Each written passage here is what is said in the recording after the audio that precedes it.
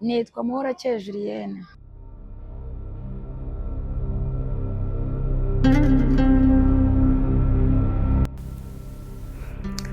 Niba ukunda guhaha ntekereza ko abantu muhura kenshi.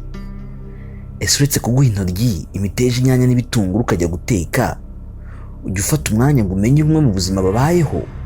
Nshaka nagejeje igihe urushako rurananira ariko ndabyara, umugabo turatana, mbonye ko dutanye nizira mu mujyi wa Kigali. Ubu ndakodesha, nta nzu ngira, mfite abana bane, bose ndabahigira bariga ariko nyine ubona nta mashuri baziga yenda yo hejuru. Aha imvura iraguye, mbona umwe uri kwanura, numva namwegera nkamuha ukuboko tukaganira, wenda namwigiraho byinshi. Urumva ari iki ngo aye? Urumva bimeze nk'igipapuro. Nawe bahereza ukuboko, bazataha bishimye, ndetse uzagira byinshi ubigiraho mu rugendo rw'ubuzima duhura narwo. Ariko icyifuzo nifuriza abana banjye nuko ari abiga ari abatiga nuko baba mu buzima bwiza, kuko ubuzima bubi nta muntu ujya bwifuza. Dore ikiganiro kirambuye nagiranye na Julienne. Nitwa Muhorakeye Julienne. Navukiye mu ntara, akarere ka Gicumbi, umurenge wa Giti, akagari ka Tanda. Buriya ibikomere afite ubu ngubu byatangiye muri Jenoside yakorewe Abatutsi mu 1994.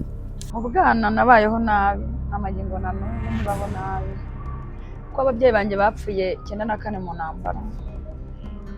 Niga ntaha ku mubyeyi wanjye nyine kuri masenge nyine ubwo na papa abari bundera, mba muri ubwo buzima. Urumva umuntu utarerwa n'ababyeyi ababayeho nabi ntabwo babayeho neza.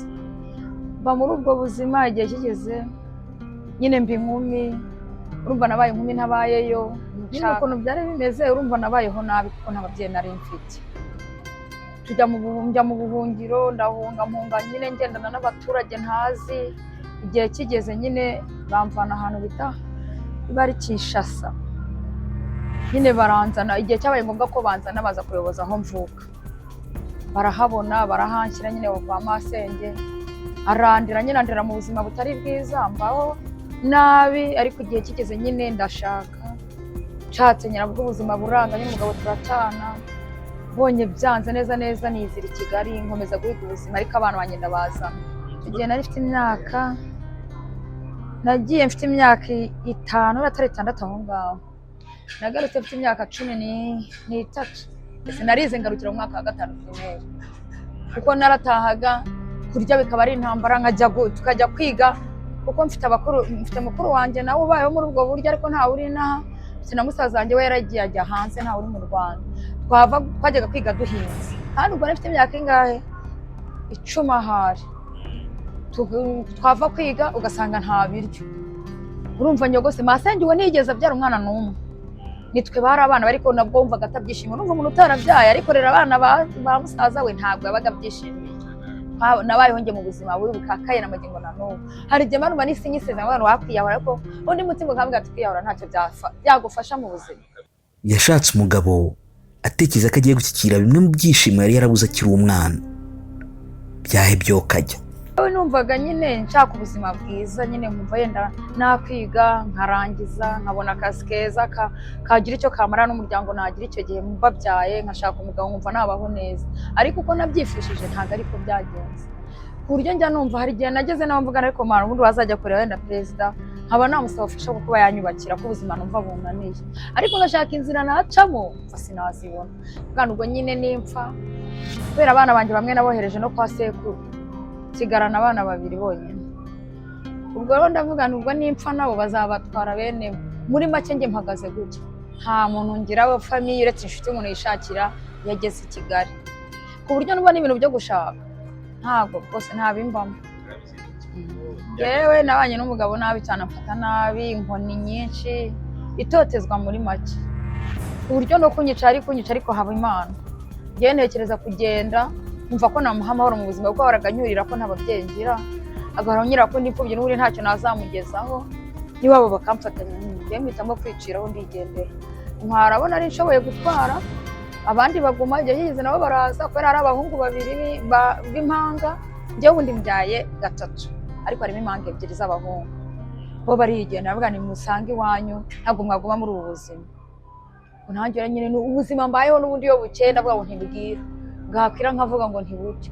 Inzu iyo banyirukanye Imana ica inzira. Hari n'igihe bajya bantangira mitore nk'abakire kaza bagasanga yena ndyamye nka hasi ati mama Keve bimeze bite nishani byanze. Urayo haye nkuko uvuga uti wajya umahe bazabona nihebye n'utwo naranguye nabuza abakiriya kavuga uti bimeze gute nkakubwira nze ko nabone yareje 5 10 nubwo buzima mbaye mu mujyi wa Kigali. Ubuzima i Kigali nyuma yo gutandukana n'umugabo ntibwari bworoshye na gato, ndetse na n'ubu kurera abana, kubishyurira amashuri byose ntabwo byoroshye. Nyine itangiriro ry'ubuzima i Kigali nge naraje ngeze i Kigali kuko urumva ubuzima bwa Kigali sinari imbuzi. N'undi muntu wanzanye nyine muri make ati muri ujya kwishakira ubuzima i Kigali nawe ari i Kigali. Ndaza njya muri ghetto mfite umwana umwe ubwo ari we nazanye ndahaba mba mu buzima nkora ikiyede icyo gihe bahembaga 2,000 bane muri angahera ari 2013 ikiyede bahembaga 2,000 nkagikora nkataha muri ghetto kurya byabaga ari intambara no kwishyura inzu ya 6.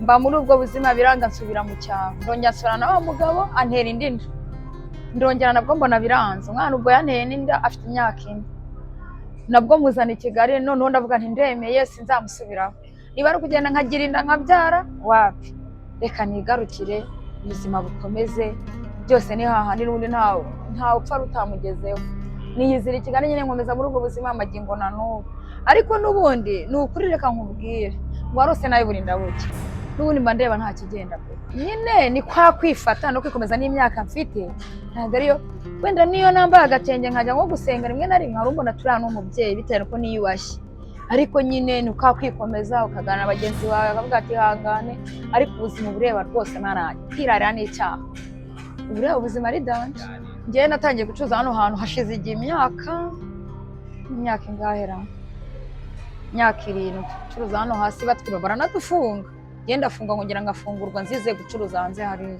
bashaka tujye mu isoko kandi mu isoko nta bushobozi mfite bwo kujyayo nuvuga ngo nta munsi batadufata bakatujyana ku murenge kwa Kabuga bakanyogosha abana bakabaho nabi nkagaruka nkabisubiramo nuvuga ngo igishoro cyo mu isoko n'amafaranga afatika hanze hari ukoresha 20 10 iyo bagufashe hariya wishyura 10 ugataha nese ubwo niba rusigaranye 10 uzaza ujya mu isoko subira hanze hari hanze rwose abahabaye bose n'indushye z'Imana. Yifuriza byinshi byiza abana be, ari nayo mpamvu akora amanywa n'ijoro kugira ngo babeho neza nubwo bigoranye. Abana banje higa 2 abandi ni abasore barabiretse bishakira imibereho yo mu cyaro. Umwe yiga mu 3 undi yiga gardienne. Biragoye n'igihe babiruka bakamara nk'iminsi 3 batarajya ku ishuri. N'uwo w'imyaka 4 kumujyana bwari uburyo bwo kutamuzana hano buri munsi muherekeranyije. Nabwareka mujyane nibazajya bamwirukana iminsi izajya yicuma. Uwo nawe w'imyaka 12 nawe ne bamwirukana iminsi yicube wongere bamusubizeyo. Urube bizwe shina kwirukana buherehere. Ariko babayeho rwose ku gikorwa ni danje. Yewe nkurikije ubuzima nabaye muri abugingo nkiburimo.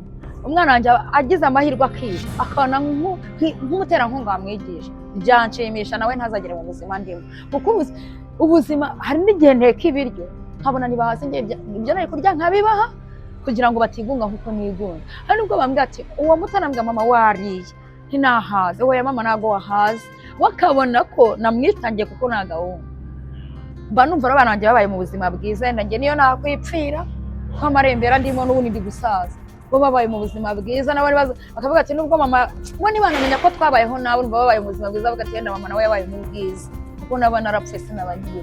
Ariko icyifuzo nifuriza abana banjye nuko ari abiga ari abatiga nuko baba mu buzima bwiza kuko ubuzima bubi nta muntu ujya bwifuza.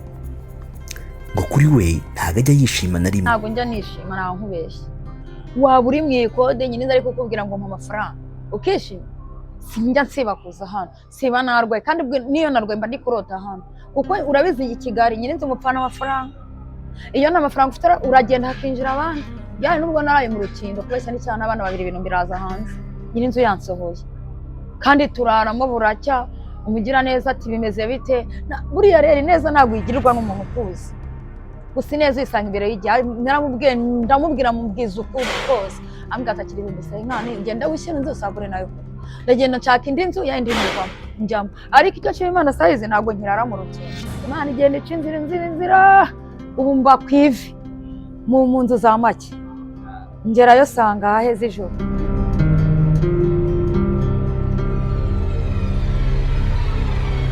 Ikiganiro nagiranye na Julienne cyatumye muha ukuboko, muhana ko haje mu buzima. Rero ikiganiro cyacu cyitwa bahereza ukuboko. Iyo usanze umuntu ari gukora uramubwira ati ukore urwane n'ubuzima, ahari bizagenda neza. Ushaka kuguha ukuboko rero urakumbata. Nuhura nawe byaba byiza nawe umuhaye ukuboko. Iyi Next Hope TV, kora subscribe.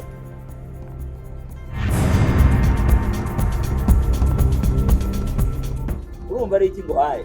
Numva bimeze nk'igipapuro.